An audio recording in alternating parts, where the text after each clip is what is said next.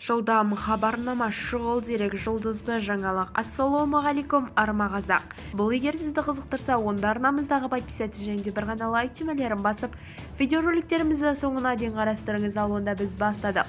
Гүлзира Айдарбекова 8 мартқа қандай сыйлық алғанын әлеуметтік желіде жариялауда.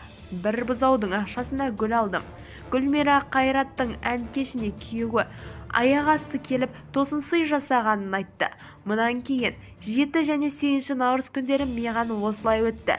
Жан жағымдағы отбасы маған осылай керемет рухани байлық сыйлады. Аллаға сансыз шүкір. Сіздерге де тосын сый қызық болсын деп айта отырайын. Астанадағы мерекеге дайындыққа көріп отырған. Ертең самолетқа ұшықты. Содан Моншаға барған. Сол кезде біреу звондап бұзауды сатып алам деген. Содан сол ауылға маған 101 гүл сыйлады, деді Гүлзира. Оған сансыз рахметін айта өтті. Бізді тамашалауды жалғастырыңыз.